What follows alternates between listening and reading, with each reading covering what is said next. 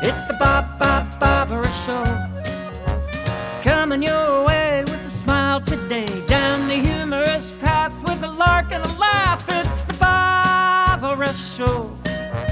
The Baaaaah, the Baaaaah, the Baaaaahbra Show. Welcome to Humorous Adventures with Baaaaahbra. Well, welcome again to the Humorous Adventures with Baaaaahbra. Today's topic is having fun with friends. When I was a little girl, after school, maybe third or fourth grade, me and my friend would walk to her house first, and her family ordered the TV guide. And in the TV guide it said, draw a Bambi and send it in, and you could win $50. And my friend and I would have the same piece of paper and the same drawing utensils. In a matter of minutes, she would make this beautiful Bambi. And I would look at mine and didn't even come close. Like maybe, I have no idea. And, you know, it's not to say that I didn't try. I did try. But, you know, I think it's very interesting with gifts that people are given. I just know I'm not an artist. In school, we would draw maps, and you had to shade the mountains, get the shading in, and I saw what they were talking about, but I just colored it in. Okay. Now, the only one time did I get compliments on my drawing, and that was one map. The history teacher said, Barbara got an A on her map drawing, and I was shocked. And he said, the reason why is you can see it from the far corner of the room, because all I did was color each state in with bright colors as best as I could do. It had nothing to do with the shadowing of the map. But hey, what are you going to do? My friends and I would like to go to happy hour a lot. And we tended to go, and happy hour tends to be a little noisy. So there's a lot of noise in the background. And I know I have a Boston accent, and I had friends from the UK who introduced me some friends from Scotland. And this one particular girl from Scotland had a very thick accent. So it was hard enough understanding her without the noise. But with the noise in the background, I really had no clue. And she was having a hard time understanding me. So we came up with the idea of writing what we had to say to each other on a napkin while the band was playing.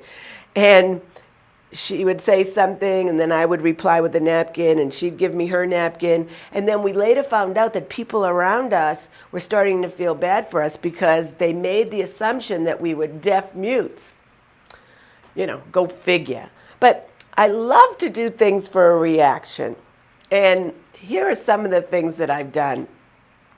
I once was at a club, and it was a restaurant, and they had a live band. And when the band went on break, I don't know, it just occurred to me, we had some garlic bread at the table. I took a piece of garlic bread, I put it on my shoulder, and I walked up to unsuspecting strangers and started up a conversation, a very serious conversation. And their eyes would look, and I clearly saw that they saw that I had a piece of garlic bread on my shoulder. However, they never said anything. So after a while, after talking with them, I would move on to some other people, and that's what kept on happening. I'd talk to them, I'd see their eyes, they wouldn't mention the garlic bread, and inside, I'm just cracking up. I thought that was hysterically funny. Another time I was at a hotel, and they were checking in bags, but they also had packages, and I saw that they were labeling some of the packages with these big stickers that said fragile in big uppercase letters. So I asked the bell captain if I could have one of those stickers, and I put it right on my shirt, like front and center. And then a bunch of us walked outside of the hotel to walk to a restaurant to eat. And there were crowds of people walking by. It was bright out, it wasn't dark. And clearly I had this big fragile sign on my body, and I'm walking. And again, I could see people looking, and then if I try to make eye contact, they look away like I'm some kind of crazy. Which brings me to why I'm wearing what we would call here a fascinet. You know, in England, I mean, this hat really has no purpose, but boy, isn't it cute? And it's called a fascinet. Now, I was telling my friends about my fascinet that I bought, because initially I was with some other friends and we were downtown at this hat shop, and I love hats. I'm a hat woman. What could I say? And I bought this hat, and another friend of mine bought a hat, and we're walking downtown. Now I'm wearing like this outfit. I'm wearing a baseball shirt in black leggings. I mean, I'm definitely not dressed up, but I have the fascinet on my head. And so did my friend. And we're walking downtown, and people are once again looking, but not really saying anything. So I was taking a trip back to Boston for a reunion, and I knew I couldn't pack the fascinet. And they were just very curious what it looked like. And I wanted to be wearing it at the reunion because I had a nice black velvet dress. It would go great with this. So the day the super shuttle picks me up to take me to the airport, it's about 5 o'clock in the morning, again, wearing an outfit. Well, it was this outfit with the fascinet. And so I'm in the shuttle, and they're looking at me, but I'm looking straight ahead, pretending like, what's wrong? And no one said anything to me. And then my flight connected in Dallas, and I'm in the airport. And again, I get the looks, but no one is saying anything to me. And then one person at a restaurant said, "Are you an actress?" And, I just started laughing. But I did it the whole weekend I was in Boston. I mean, I was just wearing the fascinet no matter what. And I don't know, I just think it has a little flair. Now, switching the topic to food, which is one of my loves, I love buffets.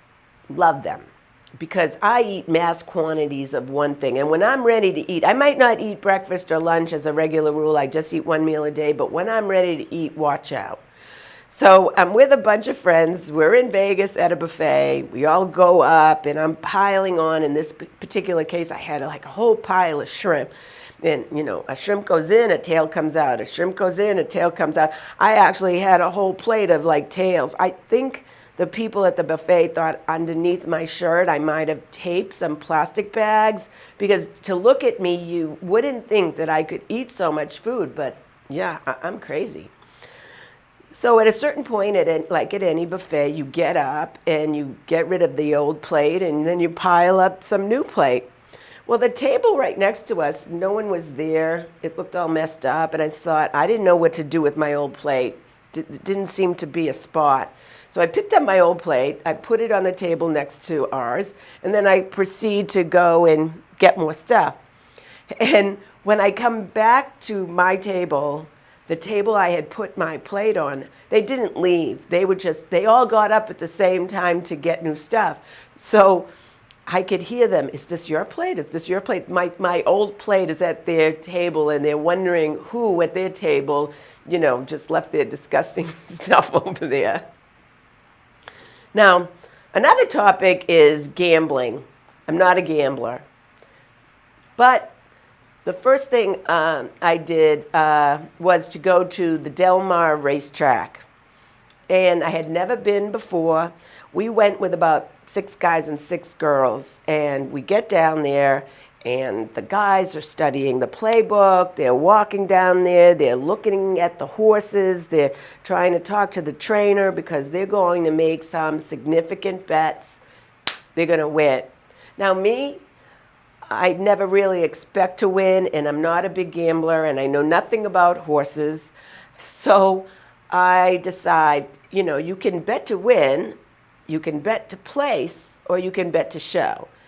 And if you bet to show, you could just, pick one, the third. If they come in 1, 2, or 3, you could still win some money, but you don't win a lot of money if you're only betting $2. But it's just the fun of it, right? So I am looking at the playbill, and again, I'm not looking at the horses or anything. I'm looking at names that appeal to me. But they said, "Oh, Barbara, there's this pick 6. And it's only a $2 bet. You could bet more, but it's only $2. But you have to pick the winner of the 2nd race to the winner of the 7th race." And I'm like, who picks 6 winners in a row. That's like impossible. But they said, all you have to do is put $2 down. So I said, well, all right. So the bets are in. I did all these side bets, and I did my show bets in the pick 6. So the first race comes on, and the one I bet to show wins. So I go up to the window, and I get $2. Woo! And then the next race, the one I picked to win, when the one I picked to show wins, and again, I go up, claim my $3. And then the third race, same thing, the one I bet to show wins, and I maybe collect $2 again. And then the fourth race, the one I bet to show, wins. Now I'm 4 for 4 on the pick 6 bet. I can't believe it. I wasn't saying anything to anybody, but then I started telling my friends, and they said, you got to be kidding, because with all their studying and everything about the horses and the trainers, they were out, but I was still in there. So now the fifth race, I'm crossing everything. I'm crossing my legs. I'm crossing my hands. I hope the one I picked will win, and I lose. So I'm like bummed out. But they said, no, if you still pick 5 out of the 6, you'll still win a lot of money. And sure enough, the one I bet to show wins. I couldn't believe it. If I had gotten all 6 winners, I would have won on that $2 bet $30,000 on a $2 bet, because as it happens, those horses were kind of long shots. But even picking the 5 from out of the 6, I ended up winning $800. Can you believe it? $800 on a $2 bet. So in looking back at what I had done, because I picked Big Dan, for my brother. The horses, I was just picking by name, but when looking back, I was actually picking 2 jockeys. Either it was Chris McCarron or Gary Stevens. Chris McCarron or Gary Stevens. So when I went to go horse gambling again at the track, I thought, now I have a system. Forget what the horse's name is. Forget it looking anything. Anytime Chris McCarron is running or Gary Stevens, I'm picking that horse. I went with that philosophy the following year, and guess what? I didn't win anything. Now, there's another story I have about gambling, and that's at the dog track. Once again, I'm studying the names, or as best as I can, with a bunch of friends, and then they told us, oh, you should box 4 dogs, because then, you get a lot more money. And we would study it and box the 4 dogs that we thought would win, and then the 4 dogs that we didn't pick won. And this kept happening. So then our plan was the reverse strategy. Study the ones that you think will win, but then bet the other 4. And then that didn't win either. I don't know. I just couldn't win on this gambling situation. Anyway, I would just like to say, thank you for joining me on the Humorous Adventures with Baaaaahbra.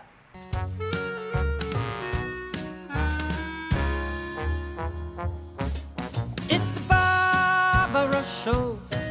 It's the Baaaaahbra Show. Coming your way with a smile today. Down the humorous path with a lark and a laugh. It's the Baaaaahbra Show. The Baaaaahbra, the Baaaaahbra.